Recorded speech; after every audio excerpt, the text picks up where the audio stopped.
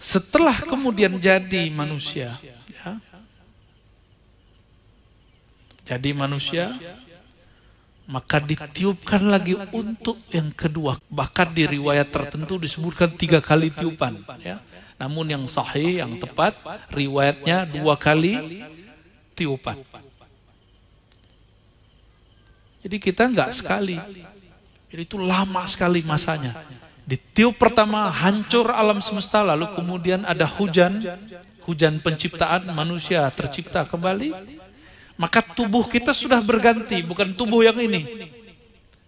Yang mirip sedikit itu cuma yang masih sama tulang ekor. Tapi tubuhnya bukan lagi tubuh ini. Kalau tubuh ini nanti jam 12 udah masuk angin. Jalan sebentar keringat sudah lemas. Bayangkan nanti di akhirat matahari sejengkal aja. Nggak mungkin pakai tubuh ini. Maka itulah makna yauma tubaddalul ard ghairal ard. Di saat itu bumi, tanah diganti dengan tanah yang berbeda. Bumi yang berbeda. Tubuh ini dari bumi. Ketika Allah ciptakan turun air hujan, dia tetap terciptanya dia dalam bumi, tapi itu bumi yang sudah baru. Bayangkan nanti masuk neraka, nauzubillah min dzalik. Orang ditusuk kepalanya misah, tapi dia nggak mati.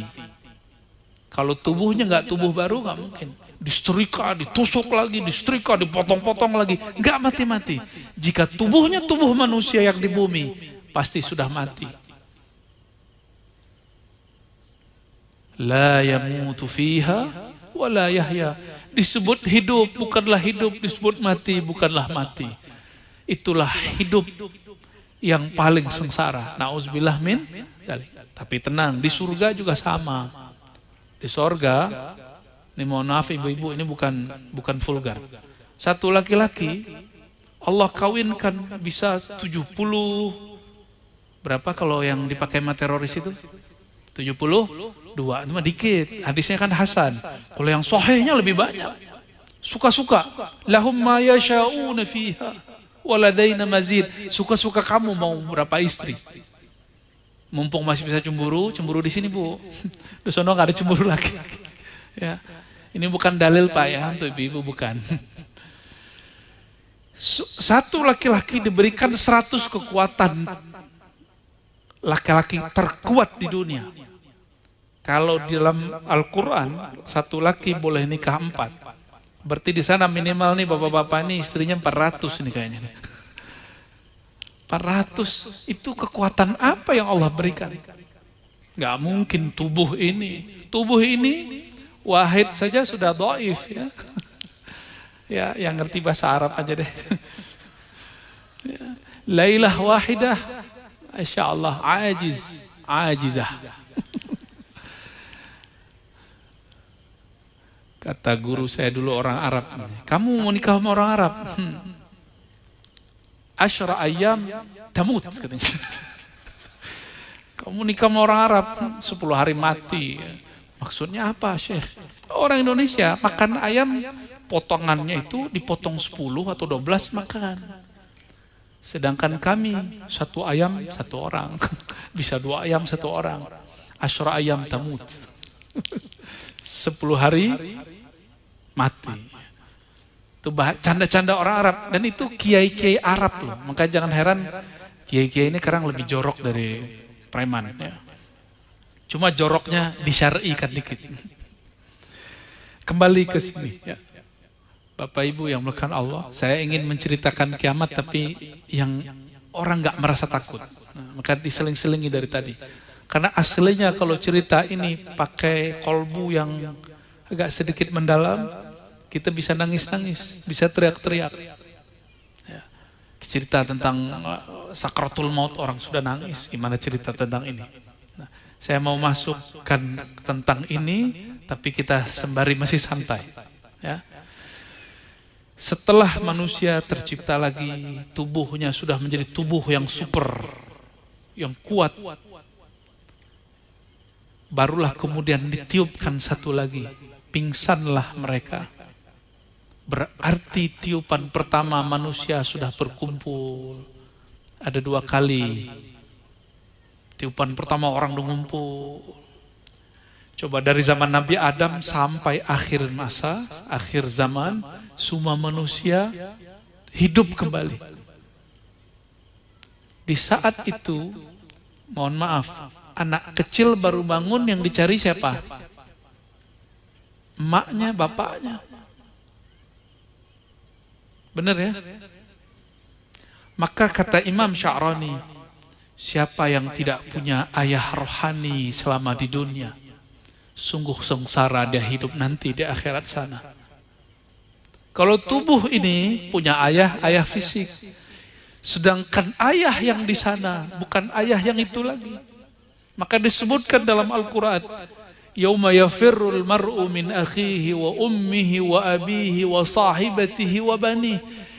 Pada hari Tamatul Kubra, hari Sakha, hari kiamat, ketika sudah ditiupkan oleh malaikat Israfil, di saat itu kalau ada suami istri bertemu, dia lari, menghindar. Karena si suami dulu pernah kewajibannya dia tidak tunaikan. Si istri pun pernah mungkin melarang suaminya melakukan yang hak bagi suaminya. Si istrinya menjadi asbab suaminya melakukan sesuatu yang tidak benar. Atau si istri merasa suami dia tidak menunaikan kewajibannya, seperti suami juga merasa tidak menunaikan juga. Mereka ketemu lari. Kalau kita ketemu sama kawan yang kita punya utang sama dia, kita menghindar gak? Bener? Ya bener ya? Jangankan ketemu, orang datang ke rumah aja kita pura-pura gak ada. Zaman-zaman kecil kan sering begitu. Karena dulu orang-orang dulu sering berutang kepada tetangga, bahkan kepada lintah darat. Kalau ada yang datang ke rumah, pura-pura nggak ada. Bilang ke anaknya, bilangin, ayah nggak ada. Udahlah utang bohong. 2 kali dah dosanya. Sama di saat itu yafirrul mar'u. Seseorang lari dari saudaranya. Saudara biologisnya dia lari. Lari dari bapaknya, abi, dari ayahnya, ibunya, lari semua. Karena dia merasa dulu pernah durhaka kepada ayah ibunya. Berarti hubungan biologis, hubungan nasab duniawi nggak berlaku di sana. Jadi tugas kita sekarang jaga silaturahim dengan hubungan biologis kita dengan ayah ibu secara nasab, tapi carilah ayah rohani, carilah saudara rohani. Carilah kawan rohani yang nanti bersama di sana. Wa sahibatihi, bahkan istrinya pun, pasangannya pun yang dulu cinta-cintaan sehidup semati. Benar, satu hidup satu mati. Mana ada orang yang seperti Sayyidah Aisyah, suaminya wafat, dia masih bertahun-tahun tidur di samping kuburannya. Jangan diamalin Bu ya, kuburannya dalam rumah soalnya. Ini bukan sunnah, walaupun diamalkan sahabat. Karena ini ada yang buat kaidah, kalau ini baik pasti sahabat sudah buat. Ini udah dibuat sahabat, tapi yang aku ikut sunnah nggak pernah mengamalkan ini. Malah kalau ada kubur dekat masjid, dia nggak mau sholat di masjid itu. Kenapa? Takut sekali dengan kubur. Kita jangankan kubur, kita sujud di depan kita ada tembok, namanya Ka'bah. Nggak nyembah tembok kok. Kenapa kepala mengarah ke tembok boleh, tapi kalau kepala dekat kubur Nabi nggak boleh? Lebih mulia Ka'bah atau kubur Nabi Sallallahu Alaihi Wasallam sebenarnya? Mana yang lebih mulia? Kalau nggak ada Nabi Muhammad, orang sujud nggak di depan Ka'bah? Lebih mulia Nabi Muhammad atau Ka'bah? Mana yang lebih mulia? Masih ragu juga, masih nggak yakin juga. Hah? Lebih mulia Nabi Muhammad apa Ka'bah? Jangankan Ka'bah, dibandingkan Aras lebih mulia Nabi Muhammad Sallallahu Alaihi Wasallam. Aras itu tempat duduk Nabi nanti di akhirat. Ketika semua orang bangkit, nah ini tiupan kedua. Ketika ditiupkan kedua kali, ada lagi kalamnya. Ya, para ulama kita menyebutkan abda yang dibaca Sayyidina Israfil ketika tiupan kedua. Kalau tadi haqqan, Yang kedua ini masih dirahasiakan sebagian ulama apa yang dibaca. Wallahu a'lam bishawab. Di saat itulah yang tadinya pingsan, mereka bangkit lagi. Ketika bangkit, kalimatnya yang zurun ini bisa menunggu rahmat, bisa memandang. Jika diartikan memandang, mereka sedang memandang siapa yang dipandang. Kata Nabi Muhammad SAW, ketika semua makhluk mencari syafaat, Allah kemudian mengangkatku ke arasy-Nya dan mendudukkan aku di atas arasy. Mendudukkan Nabi Muhammad di atas arasy. Apa maknanya? Arasy makhluk bukan? Arasy makhluk. Jadi yang duduk di atas arasy Allah apa Nabi Muhammad? Selama ini ada mengatakan Allah duduk di atas arasy, tidak. Yang duduk di atas arasy itu Sayyidina Nabi SAW. Allah yang mendudukkan di sana. Karena arasy itu makhluk. Itulah makna Ar-Rahman alal arsy istawa. Allah yang maha rahman, maha pengasih sayang terhadap arasy istawa. Istawa itu Allah mengejawantahkan kasih sayangnya melalui baginda Nabi Muhammad sallallahu alaihi wasallam. Maka coba perhatikan kisah Nabi Mi'raj. Nabi mau bertemu Allah nggak perlu ke arasy. Nabi bisa ketemu Allah kapan saja. Tapi pertemuan di atas arasy itu menunjukkan makom beliau nanti di sana. Itu disebut makom Mahmud yang kita baca ba'da azan. Wa ba'athu maqamam mahmuda. Ketika Allah mengangkat beliau ke atas arasy, semua nabi, semua malaikat, semua makhluk memandang, yanzurun, mereka melihat. Semua makhluk minta syafaat. Lalu kata Nabi, fayulhimuni bimahamidah. Lalu aku diilhamkan membaca nama-nama pujian-pujian yang aku lupa sekarang menceritakannya. Jadi Nabi pun pernah dibuat lupa. Bacaannya akan beliau baca nanti dari kiamat. Nanti diilhamkan lagi di sana. Karena kalau kita tahu sekarang orang akan gunakan untuk jalbur rizq. Untuk apa namanya? Bikin narik rezeki. Kalau orang dulu pakai tuyul itu apa namanya? Ngambil duitnya pakai jin. Nah, ini kalau udah ketemu nama ini, nggak perlu pakai jin, nggak perlu pakai wasilah yang macam-macam, langsung baca nama itu, semuanya akan wujud. Nabi Muhammad SAW, orang yang paling cerdas alam semesta. Doa-doa itu, doa silahul mu'min, doa itu senjata. Jangan sampai senjata itu pelurunya dibuang tidak pada tempatnya. Kita sholawat gunanya untuk sukses di dunia, itu kecil. Terlalu kecil mintanya. Kecil sekali. Ini banyak sekali masyarakat kita ajak untuk sadar begitu, ada yang nggak mau. Maunya sholawat bikin kaya. Sholawat bikin kaya. Ya nggak apa-apa sih. Udah urusan kamu di dunia udah. Tapi di akhirat dia nggak dapat. Nanti dia datang kepada Rasulullah. Rasulullah mengatakan, kan engkau sudah ambil di dunia.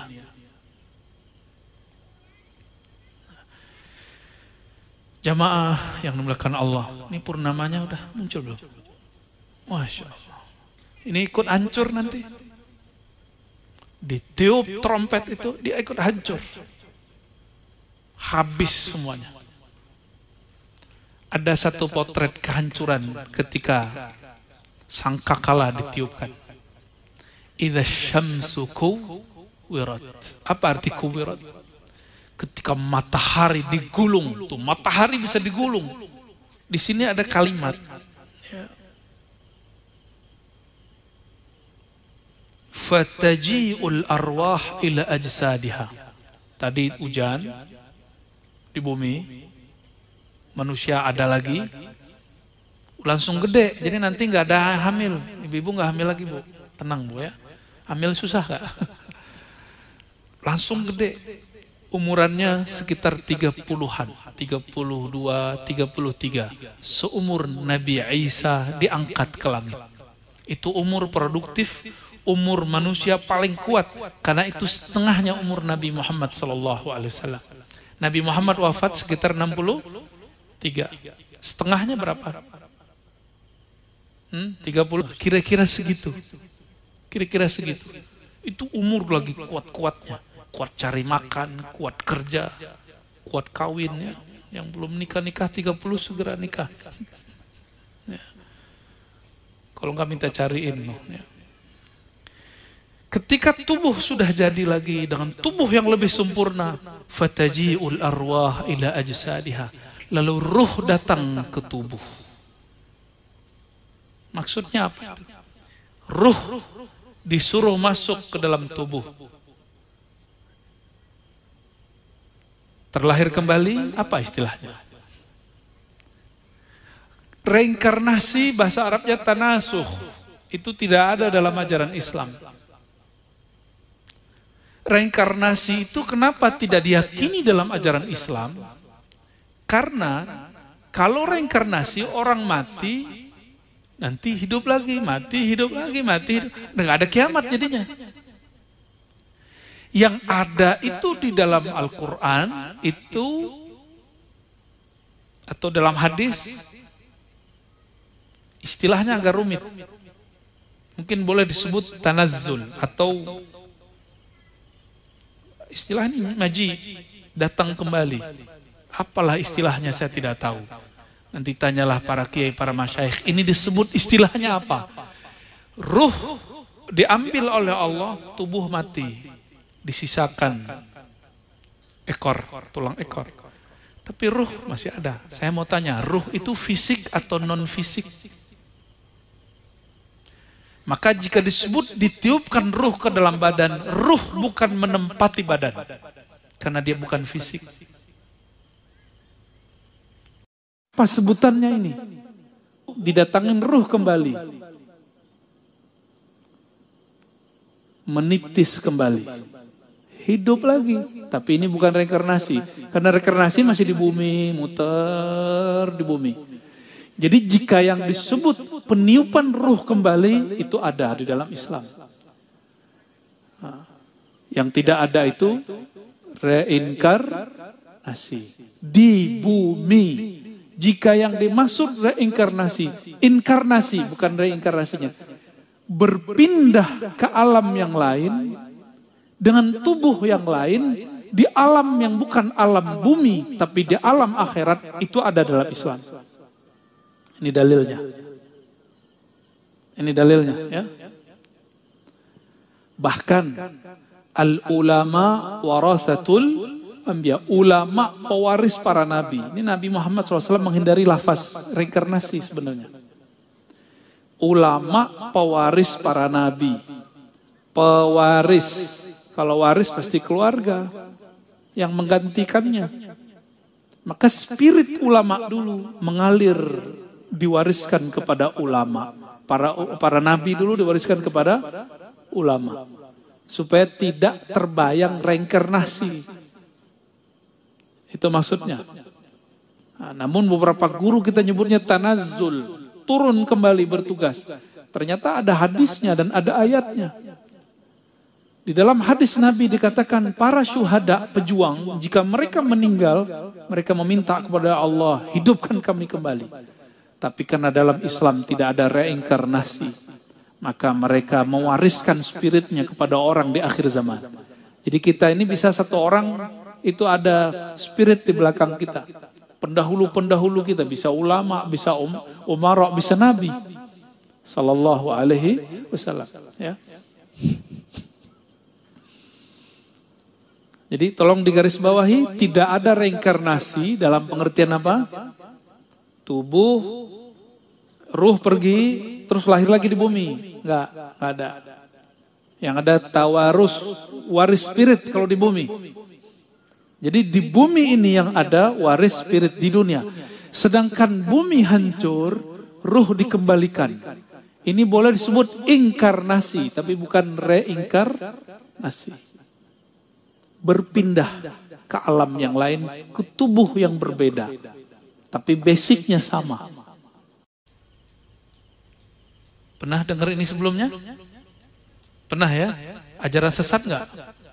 Enggak ya? Mungkin dulu tidak ditegaskan aja. Berarti ruh kita dari dulu tidak pernah menempati tubuh ini. Ruh ini cuma berkait dengan tubuh ini. Ya, maka inkarnasi nanti, bukan reinkarnasi ya, perpindahan nanti itu tidaklah masalah.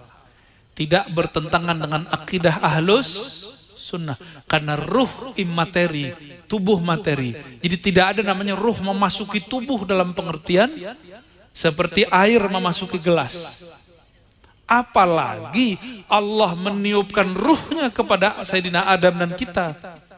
Nggak ada namanya zat Allah masuk ke tubuh kita, nggak ada. Allah kan bukan benda. Oke. Ruh ditiupkan kembali ke tubuh. Fataji'u, ya. Lalu fataji'ul arwah ila ajsadiha. Ini dia.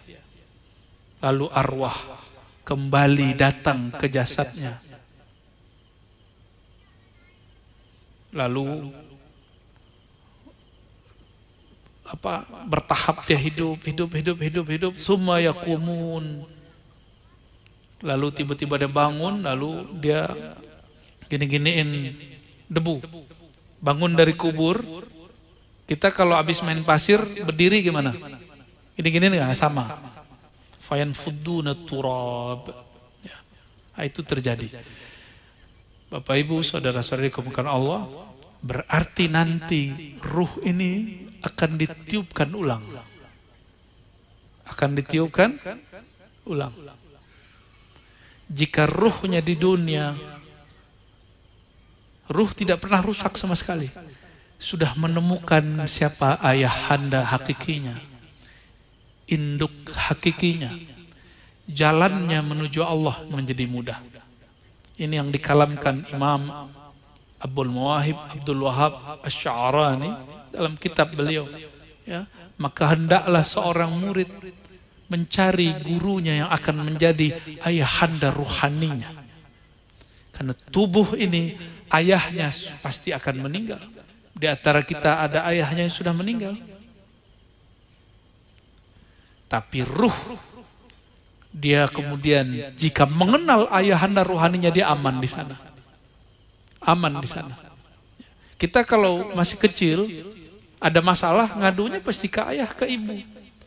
Maka siapa saja yang sudah menemukan, mengenal ayahanda ruhaninya, ibunda ruhaninya, insya Allah Allah selamatkan. Itu yang disebut berguru, ya, punya syaikh. Bapak Ibu yang makan Allah, sedikit lagi. Ini baru bab sur, belum hasyar. Ada lagi namanya hasyar. Hasyar nanti dikumpulkan. Setelah hasyar ada lagi bab yang lain. Jadi di kiamat itu ada beberapa bab kejadian-kejadian. Bagaimana caranya supaya selamat ketika sangkakala ditiup oleh Sayyidina Israfil? Ulama-ulama kita mengajarkan berdasarkan beberapa riwayat, amalkanlah hasbunallah wa ni'mal wakil. Amalkanlah hasbunallah, cukuplah Allah bagi kami, wa ni'mal wakil, dialah sebaik-baik yang mengurusi semua persoalanku. Imam Abul Hasan Syazili mengajarkan agar kita membaca ini kalau waktunya luang 450 kali. Berapa kali? 450 kali. Tapi jika tidak sempat, bacalah pagi 3 kali sampai 7 kali. 3 sampai 7, ganjil. Ya. Seperti yang tertulis dalam roti, dalam hizib, di hizib bahar itu boleh dibaca 3 kali, boleh dibaca 7 kali. Hasbi Allahu la ilaha illa huwa alaihi tawakkaltu wa rabbul arsyil azim, atau hasbunallah wa ni'mal wakil. Ini orang kalau baca dan dia maknai, cukuplah Allah, cukuplah Allah, cukuplah Allah, maka akan hilang ketakutan itu dari kolbunya. La khaufun alaihim wa la hum yahzanun.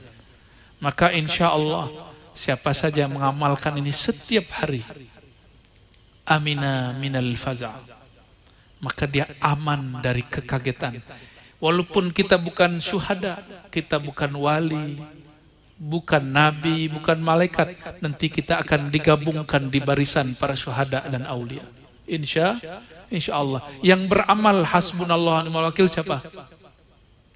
Yang baca ini siapa? Sayyidina Ibrahim. Maka orang yang baca ini terus, Allah akan bersamakan dia dengan Nabi Ibrahim alaihissalam. Tapi kalau saya milih yang lengkap, Nabi Muhammad sallallahu alaihi wasallam. Mau nggak yang lengkap? Nah, itulah la haula wala quwwata illa billahil aliyil azim. Dalam zikir maqalid, ini zikir yang kelima dan keenam, ya, la haula wala. Ini juga berfaedah. Tidak akan ada kekagetan di saat Sayyidina Israfil nanti meniupkan sangkakala. Kenapa? Tiang aras itu, di situ tertulis la ilaha illallah Muhammad Rasulullah, subhanallah, alhamdulillah, semua masing-masing. Tapi di tengah-tengah yang dijaga oleh aras itu Sayyidina Nabi SAW. Dan zikir yang paling disukai Nabi selain la ilaha illallah adalah la haula wala quwwata illa billahil aliyil azim. Jadi nurnya Nabi Muhammad itu salah satunya berbunyi, berkalamkan, berlafazkan la haula wala quwwata illa billahil aliyil azim. Inilah yang membuat Nabi Muhammad bisa kemudian diisrakan, dimi'rajkan. Dengan inilah beliau nanti memberi syafaat. Dengan inilah beliau nanti jaga kita di hari kiamat. Insya Allah. Amalkan hasbunallah wa ni'mal wakil berapa kali? Enggak sanggup tiap hari, sekali seminggu 450 malam Jumat, ya, amalkan setiap malam. Enggak bisa malamnya, pagi Jumatnya, enggak bisa siang Jumatnya, enggak bisa sorenya. Terus la haula wala quwwata illa billahil azim. Dalam hadis yang walaupun dhaif, Said Muhammad Alawi Al-Maliki menyebutkan dalam sebuah riwayat yang dikalamkan Nabi, siapa yang baca la haula wala quwwata illa billah, ini motivasi untuk orang awam. Kalau yang sudah kenal Allah, kenal Rasul, nggak perlu motivasi ini, ya. Siapa yang baca la haula wala quwwata illa billahil aliyil azim atau la haula wala quwwata illa billah, maka dia tidak akan fakir sepanjang hari. Berapa kali? 100 kali. Karena kefakiran itu mental yang ada di hati, mental miskin. Orang yang miskin, kaya pun masih korupsi. Benar nggak? Kaya pun masih korupsi. Udah punya ruko 7 pun masih mau nambah lagi 7 lagi. Dulu mikirnya, ya Allah kalau saya punya 3, saya nanti akan berbagi. Udah punya 3, minta 5, nggak sempat berbagi. Pelit jangan dijaga. Pelit jangan dipelihara. Maka jika ingin menjadi dermawan, dermawanlah sedari masih miskin. Karena pelit itu penyakit di kolbu. Jika kaya bertambah, penyakitnya akan tambah besar. Ya. Dan orang paling pelit di alam semesta, kata baginda Nabi Muhammad SAW, Al-Bakhil, orang bakhil, namaku disebut-sebut dia tidak sholawat. Ya. Dan saya senang ke negeri-negeri yang ada di Banjar ini, hampir semua pelosoknya suka bersolawat. Alhamdulillahi Rabbil Alamin. Barangkali itu yang membuat negeri ini diberkahi. Ya. Semoga saya yang datang ke sini dapat berkahnya, berkah solawatnya, dan siapapun yang tinggal di negeri ini, Allah berkahi dan menyebar keberkahannya kemana-mana. Amin Rabbal Alamin. Kita tutup dengan doa Allahumma ya Rahman Rahim, ya Karim, ya Azim. Ya Rabba Jibril, Ya Rabba Mikail, Ya Rabba Israfil, Ya Rabba Israel, Ya Rabba Sayyidina Muhammad. Ya Allah, Tuhan pemilik para nabi, Nabi Muhammad SAW. Tuhan yang mengendalikan malaikat Jibril, Mikail, Israfil, Israel. Ya Allah, kami tidak tahu bagaimana cara mati kami, ya Allah. Namun Engkau sudah menulis di dalam ilmu-Mu, ya Allah. Tapi Engkau juga sudah mengatakan, ya Allah, kataba ala nafsihir rahmah, aku menetapkan pada diriku kasih sayang. Maka wafatkan kami, hidupkan kami, bangkitkan kami, dan tetapkan kami nanti ketika sangkakala berdiri dan ditiup oleh hamba-Mu bernama Israfil, dan hilangkan semua kekaitan kami, berikan kami rahmat-Mu, ya Allah. Ketika sakratul maut, berikan kami rahmat-Mu ya Allah. Ketika mungkar nangkir bertanya, berikan kami rahmat-Mu ya Allah. Ketika kami dibangkitkan, berikan kami rahmat-Mu ya Allah. Ketika alam terguncang, berikan kami rahmat-Mu ya Allah. Ketika kami dikumpulkan di padang mahsyar, berikan kami rahmat-Mu ya Allah. Ketika kami dihisab, ketika kami ditimbang mizan, ketika kami disuruh untuk menempuh jalan sirat, maka ya Allah, beri kami rahmat-Mu ya Allah. Dan Engkau mengatakan ya Allah, wa ma arsalnaka ila rahmatan lil alamin, bahwa nabimu adalah rahmat. Maka kami bermohon dengan sang rahmat itu baginda Nabi Muhammad ya Allah, berikan kami syafaat di dunia dan di akhirat ya Allah. Berikan orang tua kami, guru-guru kami, dan siapapun yang hadir malam ini, dan siapapun yang mengadakan acara ini, dan siapapun yang dapat manfaat dari acara ini dan akan mendengarkannya ya Allah, berikan kami syafaat semua ya Allah. Allahumma ya muqallibal qulub, wahai yang membolak-balik hati kami. Kami tidak tahu ya Allah setelah ini hati kami mengarah kemana ya Allah. Fasarrif qulubana ila ta'atik. Maka tetapkan arah kami, arahkan kolbu kami ya Allah kepada taat kepadamu. Allahumma ya nur, wahai yang maha memiliki cahaya. Kolbu kami gelap karena dosa ya Allah. Kolbu kami gelap karena sombong ya Allah. Kolbu kami gelap karena merasa alim ya Allah. Kolbu kami gelap karena merasa kami ini lebih baik daripada orang lain ya Allah. Kolbu kami gelap karena kami iri dengki ya Allah, ria ya Allah, lalai kepadamu ya Allah. Fanawwir qulubana ya man huwa nur ala nur. Maka beri cahaya kolbu kami ya Allah, wahai maha pemilik cahaya. Allahumma imla qulubana bihubbika wa hubbi nabiyika Muhammad sallallahu alaihi wasallam. Ya Allah, penuhi kolbu kami dengan cinta kepadamu, cinta kepada Nabi Muhammad sallallahu alaihi wasallam. Allahumma arihna mimma siwak. Ya Allah, rehatkan diri kami dari selainmu. Allahumma rabbana atina fid dunya hasanah wa fil akhirati hasanah wa qina adzaban nar wa khtim lana bis sa'adah wa la takhtimna ya Allah bis sakhawa. Wa sallallahu ala sayyidil wujud sayyidil qaunain sayyidina Ahmad sayyidina Muhammad wa ala alihi wa ashabihi wa barak wa sallam walhamdulillah rabbil alamin. Al-Fatiha.